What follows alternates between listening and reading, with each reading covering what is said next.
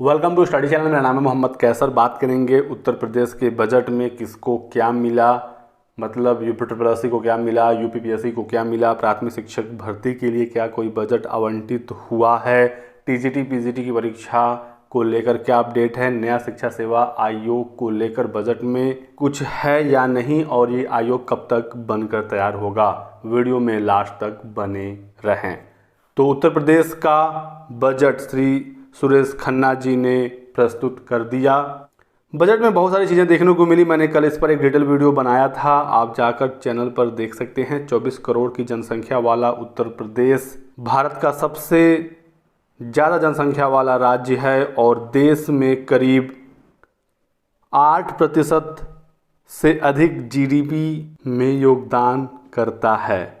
Budget में सरकारी नौकरी को लेकर साफ साफ कहीं पर भी नहीं बताया गया है, लेकिन दोस्तों इसका ये मतलब बिल्कुल भी नहीं है कि अब नौकरियां ही नहीं आएंगी या प्राथमिक शिक्षक भर्ती या नया आयोग नहीं बनेगा। रोजगार वाले सेक्शन में बात हुई है तो मनरेगा की बात हुई है, राष्ट्रीय ग्रामीण आजीविका मिशन की बात हुई है, एमएसएमई के द्वारा रोजगार सृजन की बात सरकार ने की है। मुख्यमंत्री स्वरोजगार को लेकर बताया गया है, इसके लिए धन का आवंटन हुआ है। उत्तर प्रदेश कौशल विकास मिशन के तहत 50,000 से अधिक युवाओं को रोजगार दिया जाएगा। प्रधानमंत्री रोजगार सृजन कार्यक्रम के तहत लाखों लोगों को रोजगार मिला है।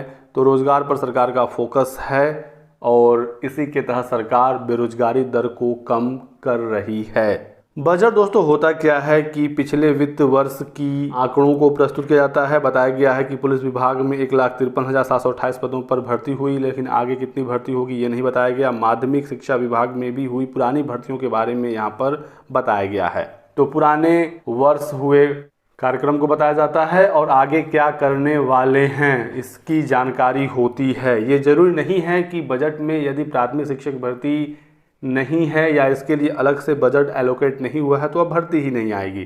सरकार की इच्छा शक्ति है, राज्य सरकार जब चाहे भर्ती दे सकता है। तो इसको लेकर आप बिल्कुल भी परेशान दोस्तों मत होइएगा। काफ़ी बड़ा बजट है, मैंने अपने टेलीग्राम पर इसे शेयर कर दिया, आप चाहें तो एक बार पढ़ सकते हैं। बेसिक शिक्षा वाले सेक्शन में यहाँ पर कुछ चीज़ें दी गई हैं और समग्र शिक्षा अभियान हेतु 20,255 करोड़ रुपए की व्यवस्था प्रस्तावित है। तो यहाँ पर कुछ लोग कह रहे हैं कि ये प्राथमिक शिक्षक भर्ती से संबंधित है या अन्य शिक्षक भर्तियों से संबंधित है, क्योंकि ये समग्र शिक्षा अभियान के लिए धन का आवंटन किया गया। तो दोस्तों इसका मतलब बिल्कुल भी किसी भी नई शिक्षक भर्ती से सीधे सीधे नहीं है। समग्र शिक्षा में क्लास 12 तक के सभी शिक्षण व्यवस्थाएं आती हैं। ये केंद्र सरकार की व्यवस्था है जहाँ पर 40% केंद्र सरकार द्वारा सहायता दिया जाता है और 60% राज्य सरकार के द्वारा। तो ये कोई नई भर्ती या शिक्षक भर्ती संबंधित नहीं है। इसके तहत बहुत सारे कार्यक्रम होते हैं, तो इसको लेकर भी बहुत सारे छात्र डाउट में आ रहे थे। माध्यमिक शिक्षा को लेकर बताया गया है टीजीटी पीजीटी की जो भर्तियाँ हुई थी पिछले सालों में। इसके अलावा आपको कुछ और सरकारी नौकरियों को देखने को नहीं मिलेगा। प्राविधिक शिक्षा के बारे में यहाँ पर बताया गया है। यहाँ पर दोस्तों मैं आपको बिल्कुल क्लियर कर दूँ कि नए शिक्षा सेवा आयोग के बारे में भी इस बजट में डिस्कस नहीं हुआ है, क्योंकि अभी नया विधेयक शिक्षा सेवा आयोग का पास नहीं हुआ है, वो अलग से पास होगा। जल्दी कैबिनेट से नया शिक्षा सेवा आयोग विधेयक 2023 पास होगा, उसके बाद फिर उसका बजट एलोकेट होगा और नए आयोग के गठन पर कार्रवाई तेज हो जाएगी। और जैसे ही आयोग बन जाता है, प्राथमिकता में है यूपी टेट और नई शिक्षक भर्ती, तो यूपी टेट को लेकर सरकार ऐलान कर चुकी है कि ये नए आयोग से होगा और जैसे ही नया आयोग पास होता है तो उसके बारे में आपको जानकारी दे दी जाएगी। आप परेशान बिल्कुल भी मत होइएगा। नया आयोग बहुत जल्द गठित होगा और वो कैबिनेट में अलग से पास होगा। यूपी टेट के बाद शिक्षक भर्ती की भी संभावनाएं पूरी हैं। राज्य सरकार जब चाहे भर्ती दे सकती है। टीजीटी पीजीटी की परीक्षा की बात करें दोस्तों तो नया आयोग गठित होने के बाद ही परीक्षा अब आपकी होने वाली है, क्योंकि पुराने आयोग से यदि परीक्षा करानी होती तो अब तक आपकी परीक्षा को करा लिया गया होता। मानकर चलें अप्रैल मई के बाद ही टीजीटी पीजीटी 2022 वाली परीक्षा पॉसिबल है। नई शिक्षक भर्ती की बात करें टीजीटी पीजीटी की या एलटी ग्रेड की, तो बजट में नहीं बताया गया है, लेकिन भर्ती आने वाले समय में जरूर देखने को मिलेगी। टीजीटी पीजीटी 2022 का विज्ञापन जब आया था उसके पहले वाले बजट में भी उस भर्ती के बारे में कोई भी जिक्र नहीं था, उसका कहीं नाम नहीं था, उसके लिए कहीं से भी बजट पास नहीं किया गया था। तो आप बिल्कुल क्लियरली समझ सकते हैं कि बजट में जरूरी नहीं है कि शिक्षक भर्तियों का जिक्र हो ही हो। तो प्राथमिक शिक्षक भर्ती भी सरकार चाहे तो आराम से दे सकती है, कोई टेंशन नहीं है। भविष्य में LT ग्रेड की भर्ती भी निकलेगी।